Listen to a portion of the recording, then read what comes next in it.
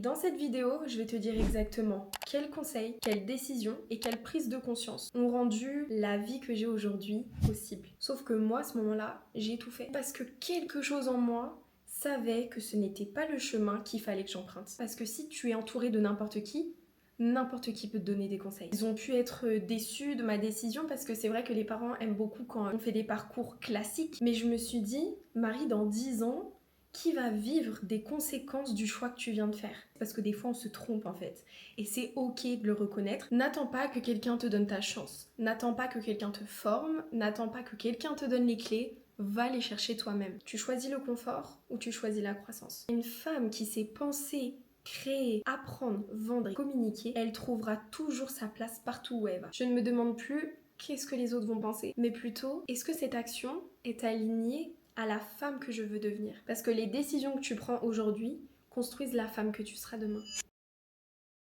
Hello les filles, je suis tellement heureuse de tourner cette vidéo. Si vous saviez comment vous m'avez manqué! Parce que depuis quelques semaines, je poste mes vlogs de Los Angeles et de Hawaï, ce qui fait que ça fait très longtemps que je me suis pas retrouvée face à ma caméra pour vous donner des clés, des conseils pour glow up dans vos vies. Donc croyez-moi que là, je suis vraiment heureuse de tourner cette vidéo. Et sachez que je vous aime vraiment beaucoup parce qu'il fait actuellement presque 32 degrés. Chez moi, j'ai dû couper évidemment mon ventilateur. Je souffre. La canicule, c'est difficile. J'espère que vous les filles, ça va. On va commencer parce que cette vidéo est une pépite. Aujourd'hui, j'ai 23 ans, mais j'ai bientôt 24 ans dans quelques jours, le 22 juillet. J'ai mon propre appartement, j'aide des milliers de femmes, je voyage dans le monde entier. Je me réveille chaque matin en sachant exactement ce que j'ai à faire et pourquoi je le fais. Mais ça, ce n'est clairement pas tombé du ciel, alors je vais vous donner les conseils que j'aurais aimé connaître bien avant mes 24 ans, qui m'auraient permis de gagner du temps, d'être plus épanouie,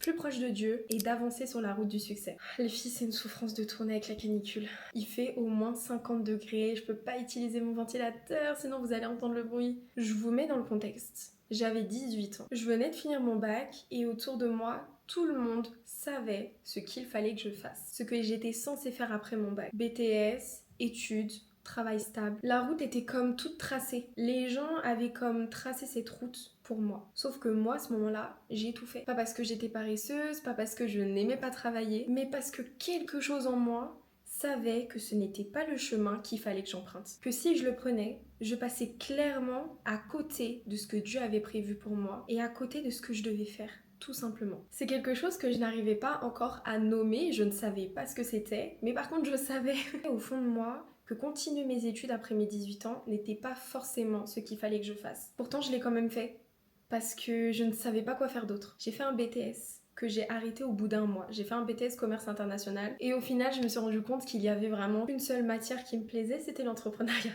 Voilà. Et évidemment c'était la matière où j'avais le moins d'heures. J'avais qu'une seule heure par semaine. Et quand j'étais en cours, alors qu'en plus mon école était payante, mais quand j'étais en cours, je travaillais sur Femmes de Puissance. Je réfléchissais à des idées de contenu, je réfléchissais à la formation que j'étais en train de créer, au e-book que je voulais créer. En fait, je sentais au fond de moi que je n'étais pas à ma place. C'est à ce moment-là, quand j'étais dans cet entre-deux de ce que les autres voulaient que je fasse et ce que je ressentais au plus profond de moi, c'est dans cet entre-deux-là que j'ai pris les meilleures décisions. Et dans cette vidéo, je vais te dire exactement quels conseils, quelles décisions et quelles prises de conscience ont rendu la vie que j'ai aujourd'hui possible. Je le fais pas pour me vanter, mais parce que si j'avais entendu ces conseils et ces prises de conscience bien avant l'âge que j'ai aujourd'hui, j'aurais avancé plus vite. Et si tu les entends aujourd'hui, peu importe ton âge, même si tu n'es plus dans ta vingtaine, elles peuvent changer quelque chose pour toi. D'ailleurs, attends, je suis mal polie, je me suis même pas présentée. Si tu me connais pas, moi je m'appelle Marie. Je suis la fondatrice de Femmes de Puissance. C'est un média que j'ai créé pour aider les femmes, notamment chrétiennes, à devenir la meilleure version d'elles-mêmes avec Dieu, pour être une bénédiction pour les autres et pour elles-mêmes. Alors si tu sens qu'au fond de toi tu es capable de plus mais que tu ne sais pas comment faire, bienvenue sur cette chaîne Mago, elle est faite pour toi. Alors abonne-toi si t'es nouvelle ici et n'hésite pas à te présenter en commentaire. Conseil numéro 1, arrête d'attendre la validation des autres. Ce conseil, c'est clairement celui qui a tout déclenché dans ma prise de décision, prise de conscience pour atteindre la vie que j'ai aujourd'hui. J'ai compris que ma vie n'avait pas à être validée par des personnes qui ne vivent pas ma vie. Parce que les choix, les décisions que je prends, techniquement, c'est moi qui vais les subir toute ma vie, pas les personnes qui me poussent à prendre un certain chemin. Et quand tu arrives à te détacher de cette validation des autres, tu te sens tellement plus légère. Tu te sens tellement plus libre et connecté à ce que Dieu veut pour toi. Parce que les envies des autres, les rêves des autres ne viennent plus obstruer ce que Dieu veut faire avec ta vie. Après, pour être honnête avec toi, je n'ai jamais été hypersensible aux avis des autres. J'ai souvent été assez solitaire et c'est vrai que quand on voit mon caractère, on peut se dire « Marie, t'es super sociable, t'es souvent avec tes amis. » Oui, c'est un fait, mais au fond de moi, j'ai un petit peu ce caractère. C'est-à-dire que lorsque je choisis personnellement de faire quelque chose, peu importe ce que les autres peuvent me dire, je vais pas changer d'avis. Désolée les filles, je me fais un peu de vent, j'ai trop chaud. Maintenant, le Saint-Esprit m'a vraiment donné cette sagesse d'écouter les autres et de ne plus en faire qu'à ma tête parce que des fois on se trompe en fait. Et c'est ok de le reconnaître, c'est ok de finalement changer sa décision. Maintenant, c'est là que l'entourage est important parce que si tu es entouré de n'importe qui peut te donner des conseils. N'importe qui, si son intervention, si ce qu'elle veut te partager n'est pas réfléchi, n'est pas sage, elle peut influencer une décision qui peut par exemple tout changer pour toi dans ta vie, mais parce qu'elle l'a fait à travers ses peurs, à travers ses doutes, en fait toi tu passes à côté de ça. Donc c'est très important de savoir aussi discerner les personnes qui sont autour de toi et qui peut te donner un conseil vis-à-vis de ta situation. Pour te donner un exemple, quand j'ai décidé de quitter mon BTS, j'en ai parlé à mes parents, mais en vrai ma décision était déjà prise, ce qui fait que je leur en ai parlé, je les ai tenus au courant, mais je n'ai pas demandé leur avis. Ils ont pu être déçus de ma décision parce que c'est vrai que les parents aiment beaucoup quand on fait des parcours classiques, c'est très rassurant et c'est ok, voilà, chacun a sa façon de penser. Maintenant, c'était pas la vie que je souhaitais avoir. Ce qui fait que je savais que ma décision était déjà prise et j'étais surtout en paix vis-à-vis de ça et par rapport à Dieu aussi, je sentais que c'était ok. Donc peu importe ce que mes parents auraient pu me dire, les peurs qu'ils ont pu peut-être m'exprimer, ma décision était déjà prise. Parce que même si je les aime de tout mon cœur, vraiment j'aime mes parents de tout mon cœur, si la vie que je suis en train de vivre n'est pas celle avec laquelle je suis en paix, je peux pas me trahir et faire ce qu'ils aimeraient que je fasse parce que c'est plus safe. Donc évidemment, quand j'ai quitté mon BTS, en fait personne ne comprenait. Mais je me suis dit, Marie, dans 10 ans, qui va vivre des conséquences du choix que tu viens de faire? Pas tes parents, c'est pas tes amis, c'est pas ta famille. C'est toi. Par contre, tu vois, j'aimerais t'apporter une nuance, c'est que les choix que je faisais n'étaient pas réellement influencés par la vie des autres. Par contre, ma personne, si tu émettais un avis sur ma personne, une critique, quelque chose que tu n'aimais pas, je le prenais directement personnellement et là ça me paralysait. Parce que dès que je pouvais peut-être comprendre que des personnes m'aimaient un peu moins, me trouvaient moins jolie, moins intéressante, moins intelligente, je remettais ma personne en question. Je remettais ma valeur en question, comme si le regard des autres allait changer quelque chose à ma valeur. Mais ça, c'est parce que je ne connaissais pas ma valeur et je ne me rendais pas compte à quel point j'étais précieuse. Que j'étais, moi, Marie, précieuse et que j'étais précieuse aux yeux de Dieu. Et que seules les personnes que le Seigneur veut autour de moi se rendraient compte de ma valeur. Et quand j'ai compris ça, ça m'a libérée. Parce que ça m'a rappelé que je suis cofondatrice de ma vie. Dieu m'a donné une mission sur cette terre, notamment avec Femmes de Puissance par exemple. Alors ma vie ne doit pas être dictée par des êtres humains. Par contre, la parole, elle est claire. Lorsque tu as un grand nombre de conseillers autour de toi, tu es béni, tu peux avancer. Il est là l'équilibre à avoir. C'est important d'avoir des personnes qui te conseillent pour ton bien. Mais ta vie ne doit pas être dictée par des êtres humains. Et ça, c'est une nuance qui est très importante à comprendre. Parce que c'est Dieu qui dit son dernier mot. Et des fois, certains êtres humains peuvent ne pas comprendre une vision que Dieu t'a donnée, peuvent ne pas comprendre une saison de ta vie, parce que à ce moment-là, leur compréhension, leurs pensées sont limitées. Alors si tu laisses des êtres humains dicter ta vie et que tu ne te concentres pas assez sur ce que Dieu te dit directement, là tu passes à côté. Alors concrètement, ce que j'ai commencé à faire, c'est distinguer deux types d'avis, deux types de retours. Les retours de ceux qui ont ce à quoi j'aspire, ou alors des personnes qui veulent mon bonheur, qui veulent le meilleur pour moi, qui me connaissent vraiment. Ces retours-là, je les écoute, je les prends vraiment au sérieux. J'ai vraiment appris à déposer les armes et les écouter. Et les retours qui viennent des peurs des autres, de leur incapacité à imaginer une vie différente de ce qu'ils vivent aujourd'hui. Ces retours-là, je les entends, mais je ne vais pas m'appuyer dessus. Alors aujourd'hui, je vais te poser cette question. Combien de tes décisions sont vraiment les tiennes et combien sont des décisions que tu as prises uniquement pour que les autres approuvent? Conseil numéro 2, comprends que Dieu est la vraie fondation de ta vie. Je trouve que c'est souvent la partie manquante dans les parcours de transformation qu'on entend sur les réseaux. À 18 ans, ma foi, elle était là, j'ai créé Femme de Puissance, j'ai évolué dans mon business. Mais est-ce que je faisais vraiment confiance à Dieu avec ma vie, mes décisions, mon avenir?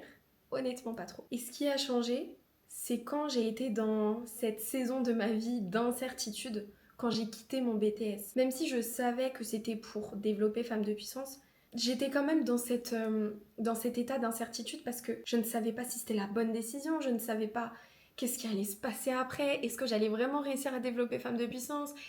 Je savais pas, en fait j'étais vraiment dans une saison d'incertitude. Et techniquement j'avais aucun filet de sécurité parce que moi on m'avait toujours appris que notre filet de sécurité c'est les études, c'est les diplômes. En soi j'avais que mon bac. Et dans cette période-là, j'ai vraiment commencé à passer du temps avec Dieu différemment. Parce que c'était clairement ma seule certitude. Et quelque chose a changé, c'est que j'avais une paix inexplicable, une clarté dans les décisions que je prenais. Je me disais, Seigneur, en fait, je sais que je suis pas toute seule. Et que peu importe où je vais, peu importe ce que je fais, Seigneur, t'es là. Donc je serai jamais perdue. Et après, il y a des portes qui se sont ouvertes, même sans que j'ai prévu qu'elles s'ouvrent, en fait. Ce que j'ai appris à 18 ans, et ce que je continue de faire aujourd'hui, et que je vais faire encore toute ma vie, c'est que faire de Dieu la fondation de ma vie change absolument toute la nature de mon ambition. Je travaille plus pour prouver quelque chose. Pour prouver aux autres que moi aussi je peux réussir, que j'ai de la valeur, que je suis un tel, que... Pas du tout. Je construis pour honorer ce qu'il a mis en moi, pouvoir le glorifier, pour pouvoir atteindre les sommets de ma vie qu'il a prévu que je vive. C'est ce qui me permet de tenir, même lorsque les résultats ne sont pas comme j'aimerais. Que ce soit sur les réseaux, dans mon chiffre d'affaires, dans mes statistiques. Parce que je sais en vrai que tout ce que je fais quotidiennement dépasse ce que je peux voir. Et qu'un jour, il y a des choses qui seront débloquées. Et si en ce moment, tu es dans une période d'incertitude, je veux te dire quelque chose. C'est que la confusion que tu ressens n'est pas un signe que t'es perdu ou encore sur le mauvais chemin. C'est souvent le moment juste avant que la clarté arrive, juste avant que tu comprennes pourquoi t'es passé par tout ça et juste avant que tout se débloque dans ta vie. Et un petit conseil, fais encore plus confiance à Dieu dans ces moments-là parce que c'est lui qui débloque tout. Conseil numéro 3, arrête d'attendre que quelqu'un investisse en toi. N'attends pas que quelqu'un te donne ta chance. N'attends pas que quelqu'un te forme. N'attends pas que quelqu'un te donne les clés. Va les chercher toi-même. Ce que j'ai fait, c'est que j'ai commencé à chercher sur les réseaux des personnes qui avaient ce que je voulais avoir, à lire des livres sur des sujets qui sont importants pour moi, à écouter des podcasts, à regarder du contenu qui m'inspire, qui m'éduque et qui me permet d'évoluer. Parce que les compétences que tu développes, ça c'est quelque chose que personne ne pourra jamais t'enlever. Le marché peut changer, les circonstances de ta vie peuvent changer du jour au lendemain, des personnes dans ta vie peuvent partir. Mais une femme qui sait penser,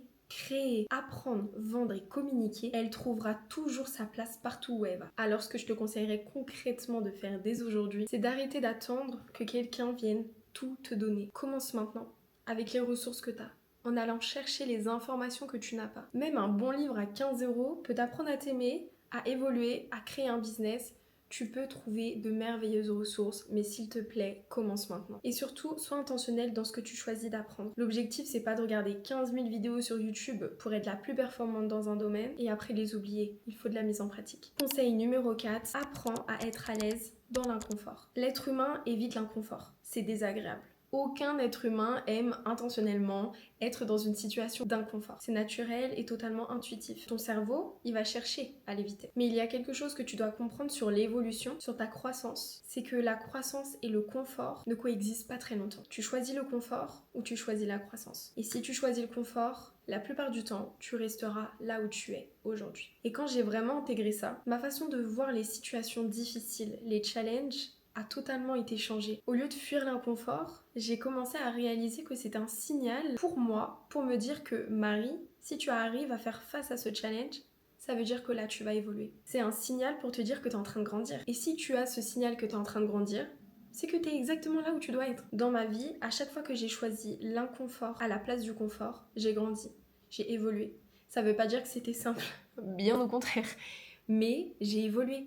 Et c'est ça ce qu'on cherche aujourd'hui. Si t'es abonné à moi, c'est ce que tu cherches. Et par contre, à chaque fois que j'ai fui, je suis restée là où j'étais. Alors aujourd'hui, la question pour toi, c'est quelle est la chose la plus inconfortable que tu peux faire cette semaine? Parce que c'est probablement celle que tu dois absolument faire. Conseil numéro 5, décide que ta vie t'appartient vraiment. Toute ta vie, tu peux t'éviter de faire des choses que tu aimes vraiment, que tu as envie de faire au plus profond de toi-même, parce que tu as peur du regard des autres, parce que tu as peur d'être jugé, parce que tu ne sais pas comment les autres vont réagir. Et cette façon de vivre-là, elle est épuisante.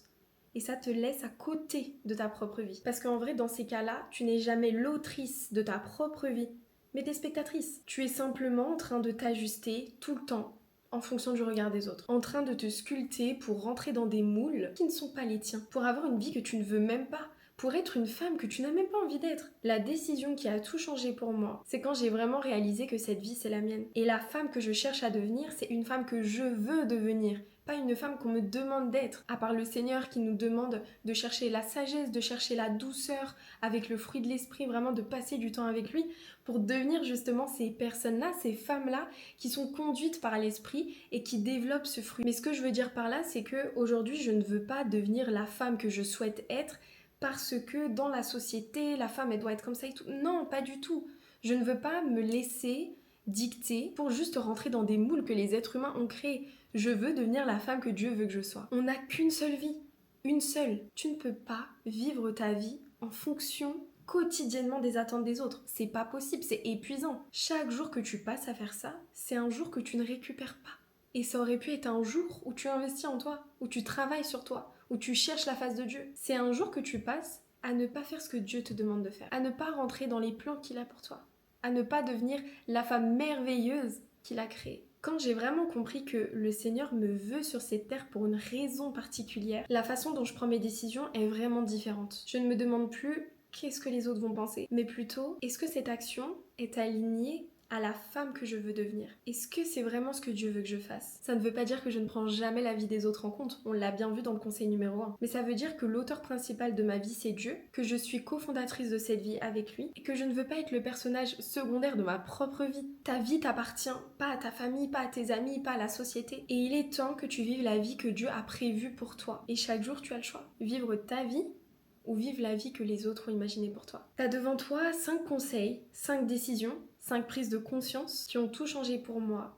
Et je devais absolument te les partager parce que je crois vraiment qu'elles peuvent aussi tout changer pour toi. Alors s'il te plaît, prends ces conseils au sérieux. Je ne te demande pas de tous les appliquer d'un coup. D'ailleurs, n'hésite pas à me dire en commentaire par quel conseil tu vas commencer. Mais commence aujourd'hui. Parce que les décisions que tu prends aujourd'hui construisent la femme que tu seras demain. Abonne-toi et envoie cette vidéo à une femme qui en a besoin, qui a un tournant de sa vie, qui veut vraiment devenir cette femme ambitieuse, qui pose les actions nécessaires pour faire partie des femmes qui réussissent. Et rappelle-toi toujours, tu n'as qu'une seule vie. Alors vis-la vraiment, mais surtout, vis les plans que Dieu a pour toi. Sois béni. Bisous.